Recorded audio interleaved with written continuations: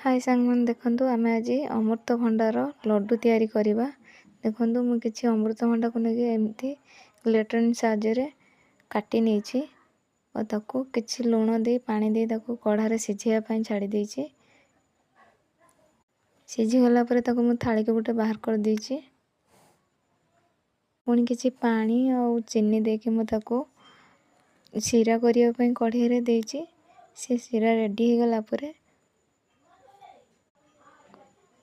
कटा जाइथिबा अमृतभंडा पके ता देरे मु किछि अलैच ऐड कर देली। तापरे ताको मिक्सिंग कर दे गोटे थाली रे पूर्वर मु तेल घी लगे रखिथिली सेतिरु बाहर कर दे। तापरे हाथ साहाय्य रे मु ताको गोला रेडी कर देली। बस हमर एबे अमृतभंडार लड्डू रेडी। आ को माने एमती करूछनी जानिछनी कमेंट माध्यम रे कहबे।